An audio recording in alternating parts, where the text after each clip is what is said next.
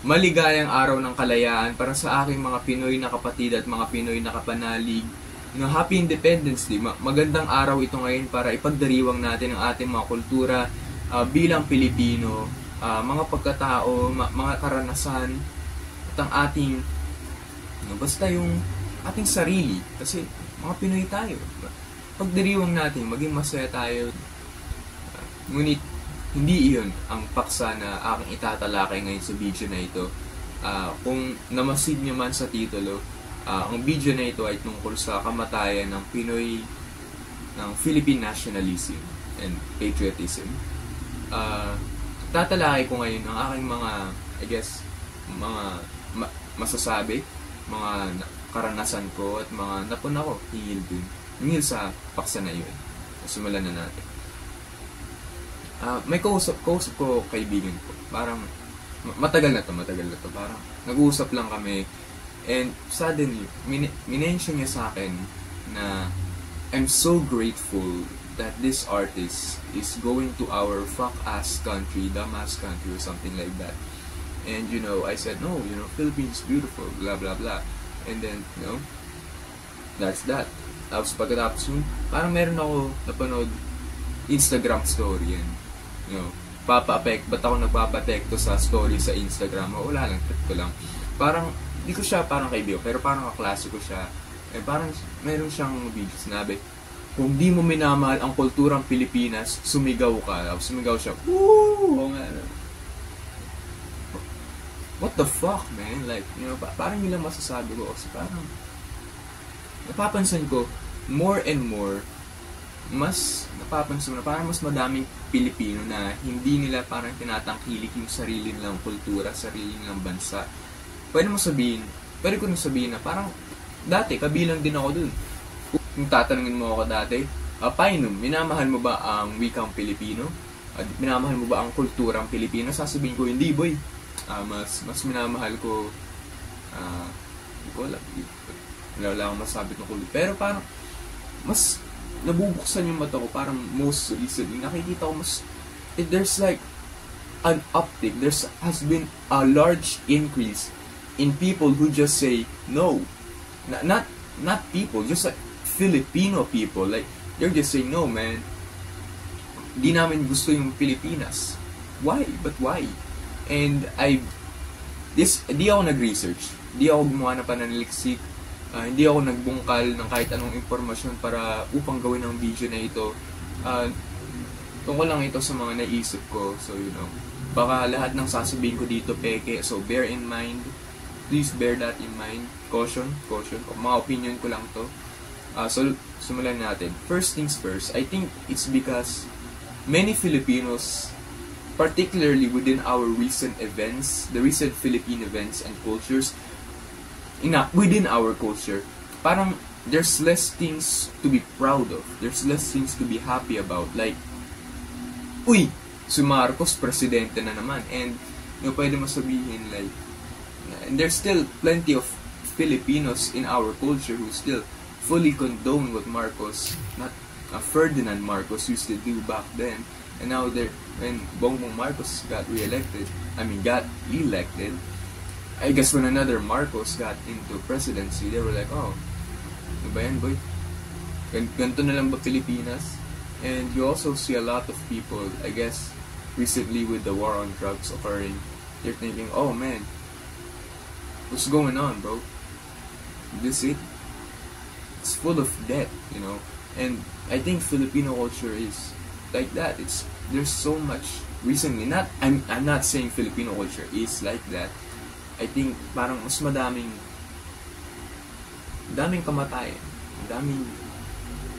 daming ginagawa ng administrasyon natin na yung dati, parang mas dami nang ginagawa dati na pumapatay ng mga ibang tao. And kahit di ko pabor kay Marcos, pabor ako sa kanyang mga ginagawa, like, not like that, pero yung ginagawa ng kanyang current administration, parang nakita nila, uy, kung si Duterte, ano ginawa? Sige.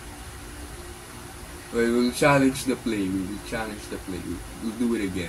And, that's something to be proud of, I guess, A broken clock is right. at least once. So, you know, yeah. And secondly, I think parang Filipinos are more. There was a study, I don't know kung relevant pa rin ba hanggang ngayon sa kasalukuyan nating panahon, pero parang nahanap nila mga Pilipino, hindi ko alam kung sa buong mundo ba o sa bansa lamang, sa kontinente lamang ng Asia, pero yung Pilipinas daw, tayo number 1 in phone usage, you know. Yes! Philippines number 1! Pero no, walang halong biro, kaseryosohan lamang.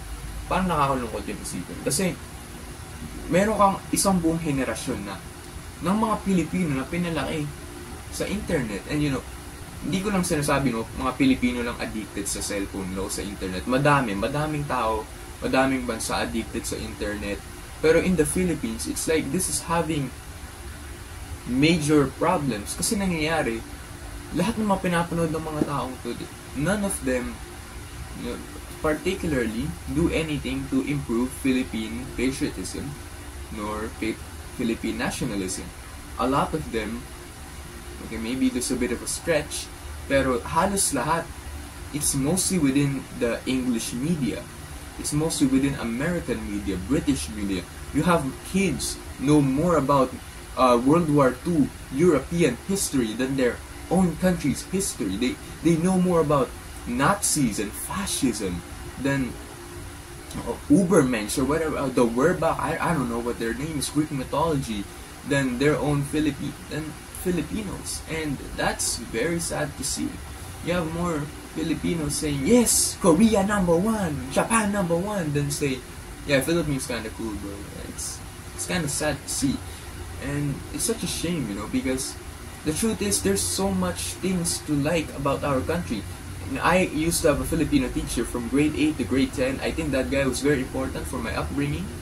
And parang sinabi niya sa amin, wag mong sasabihin sa akin na yung kultura o yung wikang Filipino ay hindi maganda. Tapos sasabihin mo sa akin mas maganda yung kultura ng Ingles. Kapag ikaw ay pinanganak sa Pilipinas, kapag born and raised ka dito sa Pinas, sinabi mo yun sa akin, wag mo yun sabihin sa harapan ko. And you know, sa pananaw ko, lahat tayo may sariling opinion. Pero sumasang-ayon ako sa kanya. Kahit lahat tayo may sariling opinion. Sa kanya sumasang-ayon ako, pumapanig ako, kaya ako yun. Wag mo rin sasabihin sa pagmumukha ko yun. Wag mo rin sasabihin sa pagmumukha ko yun. Kasi yung problema, parang ang daming Pinoy, pinapalaki na lamang na magsalita ng English, mag-consume ng mga media na sa wikang English. Tapos madaming bata ngayon, parang hindi na sila lumalabas. You have a lot of these educated kids. Yes, they're educated, they're smart, but a lot of them don't know a single thing about Philippine culture, and that's a shame. That's a travesty, you know. They know Jose Rizal, they know Andres Bonifacio, but I think that's about it. And yun, pangatlo, I was blessed with a very good Filipino teacher. To this day, I'm still blessed with a very good Filipino teacher. From grade 8 to, I guess, hanggang grade 11. Lahat ng mga Filipino teacher ko, grade 8 to grade 10, isa lang naman siya. Pero, maangas, magaling. Particularly yung grade 8 ko to grade 10 yung teacher. Gusto ko siya bigyan ng shoutout. Kasi sa Filipino teacher, sa Filipino. Kasi, kung wala siya, sabihin natin, hindi maaapoy ang pagmamahal ko para sa wikang Filipino at sa Pilipinas rin. So, yun din. So, I think part of what makes Filipinos start to lose their identity more and more is that we are severely lacking in education. And so, you know, some Filipinos, they see, oh my gosh, I'm lacking education. Let's go watch some YouTube. Tapos manonood sila mga Ingles, you know, Greek mythology.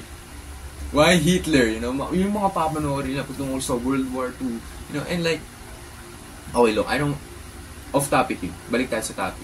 I think yung kultura natin sa Pilipinas, yung edukasyon natin sa Pilipinas pala, hindi masyadong maganda. That's not, you know, di yun parang overrated opinion o underrated opinion. Lahat tayo. Tanong mo sa mga Pilipino, alam nila yun. And I think we have to start funding more. We have to start funding education more in our country. Kasi Gusto matulungan yung lahat ng henerasyon sa bansa natin, lahat ng henerasyon sa buong mundo natin, so magsimula ka sa edukasyon. Problema natin ngayon sa edukasyon ng Pilipinas ay puro memorization. Puro memorize. Sino sa Rizal? Sino naging mga kasintahan niya nung siya ay bata pa? Sino si Josephine Bracken? Sino si El Pili Busterismo? Like, look, minamahal ko ang mga librong yun. El Philip, El Anoli Mitangere. Absolutely amazing books. Pero, there has to be more than that, right? There has to be more than all of these memorizations. There has to be something more than that. And, again, I was blessed with a very good teacher, a very good Filipino teacher. And I think what we need to particularly put more of an emphasis on is not just let's say Filipino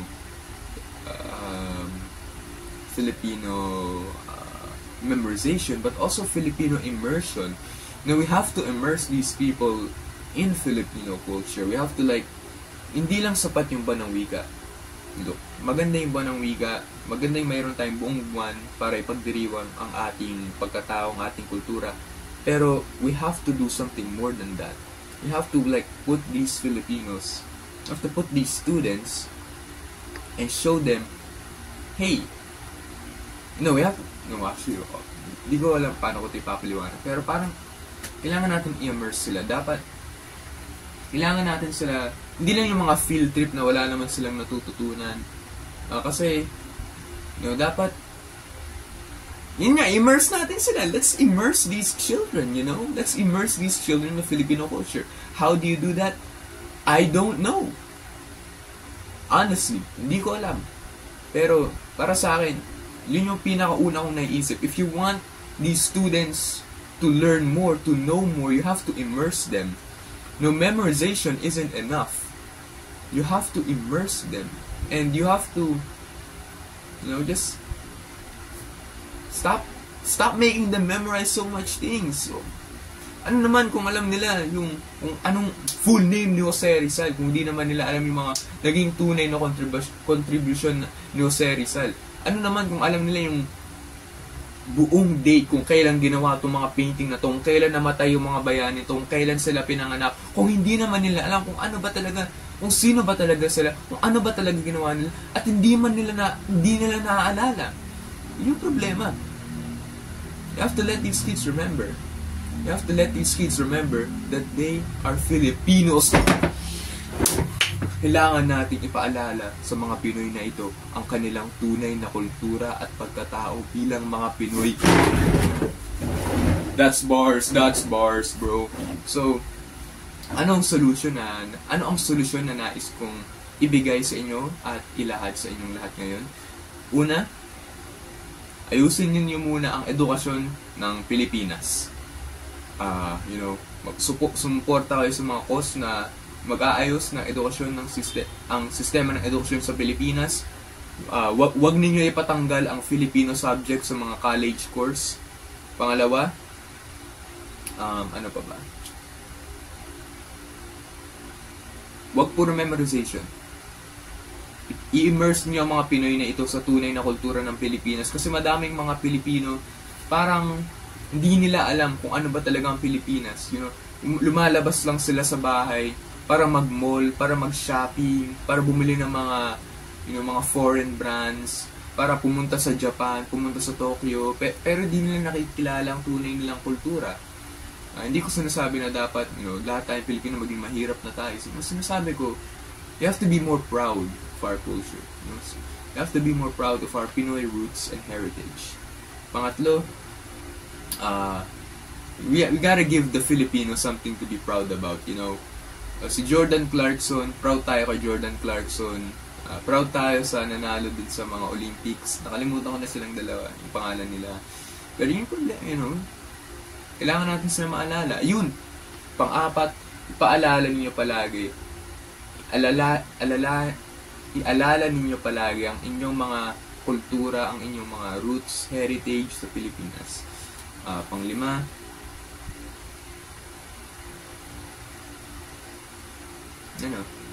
Palabasin ninyo mga anak ninyo. Wag sila puro sa bahay lang, wag puro cellphone lang, wag puro internet lang. Papalabasin niyo naman sila, you know. Kahit maglakad lang kayo, pumunta kayo sa sari-sari store, bumili kayo ng pandesal, sabihin mo sa anak mo, uy, bilis. Bibili ka anak ng tatlong pandesal, tapos bibili niya, you know, isang ube hopya, you know. Okay lang. Unless wala kayong pera. Tapos mahal yung ube hopya kaysa sa tatlong pandesal. Okay, gang. That's it, gang. Tapos na ang video. Love Filipino culture. Goodbye.